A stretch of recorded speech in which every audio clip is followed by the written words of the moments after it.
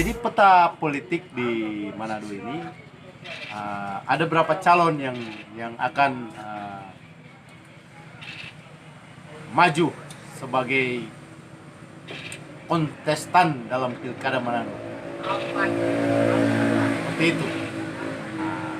Karena di sini PDI itu bisa mengusungkan calon tanpa koalisi.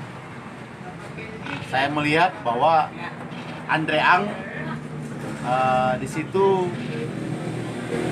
akan maju sebagai calon wali kota Manado.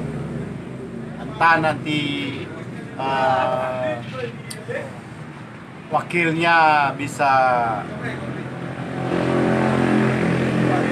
dari kalangan mereka sendiri atau mengambil dari koalisi yang lain, seperti itu. Tapi kemungkinan besar kalau merah biasa mereka ambil dari internal mereka. Sini yang patut diperhitungkan untuk menjadi wakil Andre Ang itu adalah Icat Sualang. Seperti itu. Kalau untuk Demokrat pastinya jatuh Pak Mor Bastian yang sudah pasang baliho bersama dengan Hani Jospayo AJP.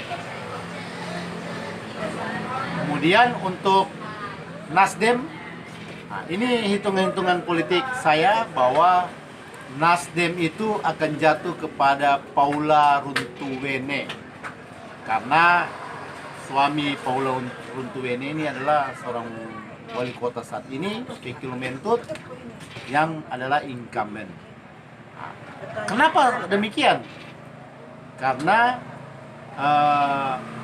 Foni Panembunan maju sebagai calon untuk gubernur dari kendaraan Nasdem itu membutuhkan dukungan pemenangan dari kekuatan seorang incumbent di Manado, yaitu Fikil Mentut. Seperti itu. Jadi dengan demikian akan ada 3 calon. Mor bersama HJP, Andre Ang bersama Icat Sualang, dan Paula Runtuwene bersama dengan Harley Manginda. Tentu ini akan menjadi pertarungan yang sengit di Kota Manado. Kalau mau ditanya, saya mengunggulkan siapa dari ketiga calon ini?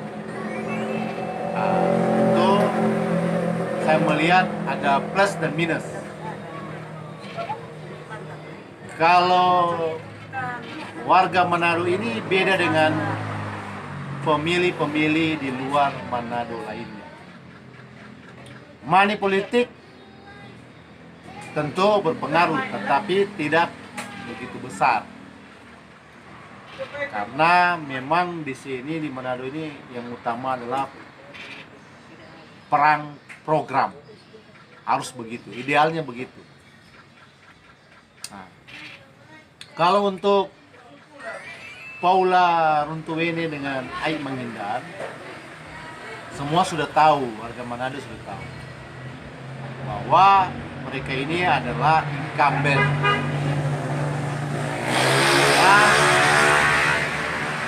Paula Runtuwene adalah penerus dari Fikil Mentut. Harley Mangindan adalah wakil dahulu dari Fikil Mentut. Tentu tidak bisa dikesampingkan karena kekuatan dari birokrasi, biasa dalam istilah kan yang orang dekat kepala, itu lebih mengunggulkan ke mereka. Tapi Manado sekarang itu memerlukan wajah baru, memerlukan pemimpin baru, memerlukan pimpinan yang lebih peka terhadap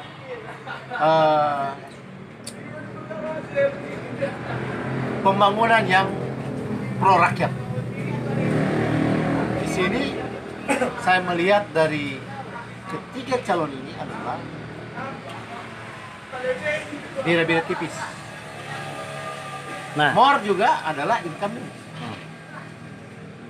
Nah, di sini More dengan HJP juga dikenal luas oleh masyarakat Manado.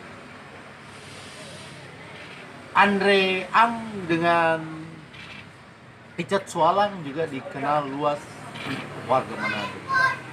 Paula Runtuwene bersama dengan Harley Mangindan juga dikenal luas. Sekarang yang ada sekarang ini adalah perang program.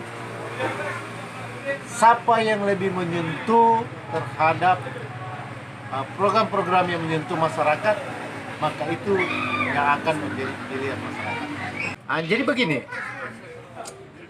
Paula Runtuwene ini memang orang baru di dunia politik, tetapi tidak bisa dikesampingkan karena wajah Paula Runtuwene ini adalah wajah dari fake elementu. Karena bagian dari pemerintahan sekarang, incumbent sekarang. Jadi jelasnya sebenarnya ini adalah wajah-wajah lama. Manado itu membutuhkan figur yang mampu berkomunikasi bukan cuma di tingkat kalangan menengah ke atas, tetapi harus menjangkau di kalangan menengah ke bawah. Karena yang ada, kepemimpinan di Manado itu cenderung pencitraan. Bagaimana harus mereka keluar dari frame untuk tidak mencitrakan diri mereka terhadap media, terhadap kalangan menengah ke atas. Tapi bagaimana seorang pemimpin itu harus bisa menjangkau level yang paling bawah. Sebagai contoh, kalau melihat sekarang ini Manado itu secara infrastruktur amburadul. Manado itu secara tingkat kemiskinan dengan COVID sekarang banyak orang susah karena banyak orang yang kehilangan pekerjaan, orang kehilangan usaha. Manado itu yang dikenal dulu tidak ada peminta-minta, tetapi sekarang wajah Manado banyak peminta-minta.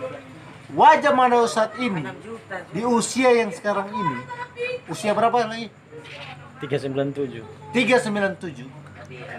Bisa dilihat banyak orang gila yang kesana kemari. Bisa dilihat banyak orang peminta-minta di jalan. Bisa melihat anak kecil jadi peminta-minta di tempat parkir. Sekarang apa yang dibanggakan? Apa yang dibanggakan? Nah, program apa yang Anda tawarkan untuk ketiga calon? Saya bukan sebagai pemimpin Manado, tapi saya melihat dari kacamata saya sebagai pengamat sosial, orang hukum, praktisi hukum, dilihat bahwa Manado itu perlu figur yang mampu melepas sekat sebagai pemimpin yang cuma khusus terhadap golongannya, partainya, tetapi pemimpin yang mampu untuk turun ke bawah, mampu menyapa siapa saja, program-program yang menyentuh terhadap kesejahteraan masyarakat, terutama menciptakan lapangan kerja. Tentu di sini saya melihat bahwa ada pengusaha tanda kecil, tapi saya mau menyebutkan bahwa Mangindan juga pengusaha, Mor Bastian adalah pengusaha. Paula adalah seorang akademisi, tentu memahami. Dari tiga maupun HJP juga seorang pengusaha. Nah, dari calon-calon yang ada ini seharusnya mampu menjadi suara, mendengar suara masyarakat bahwa mereka tidak lagi untuk kepentingan golongan, kelompok mereka dan partai. Tetapi ketika mereka terpilih, harus terjun untuk menjangkau masyarakat, menciptakan lapangan kerja itu yang utama. Bagaimana pariwisata, karena Manado itu kota jasa. Selain perdagangan, adalah yang harus dijual ada pariwisata. Nah, bagaimana mungkin ketika kelompok ini cuma pemimpin itu cuma memikirkan kelompoknya? Itu sangat susah. Berapa tahun? 300 sekian tahun Manado. Tetapi kepemimpinan kita masih miris.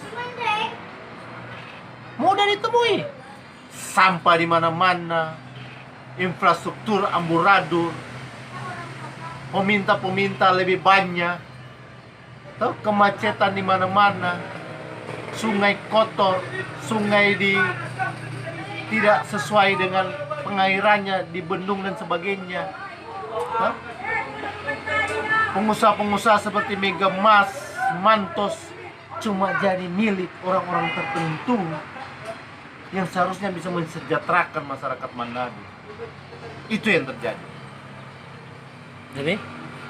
Jadi sebagai pesan-pesan saya adalah bagian dari masyarakat Manado di dalam Pilwako Manado nantinya. Pilih yang terbaik, pilih yang punya program yang bisa menyentuh ke level paling bawah masyarakat. Pilih pemimpin yang tidak sombong, yang bisa jabat tangan dengan siapa saja. Karena kepemimpinan yang ada sekarang itu melihat siapa yang dia sapa dan sebagainya. Tetapi ketika dia menjadi wali kota Manado, dia tidak melihat lagi bahwa yang dia pimpin itu adalah kelompok ini, kelompok A, kelompok B, kelompok C, dan lain-lain. Nah, ini miris bagi kota Manado. Dan pemimpin ke depan harus adalah orang yang berani turun sampai ke kalangan masyarakat ke bawah. Ya. Seperti itu. Salam. Tim.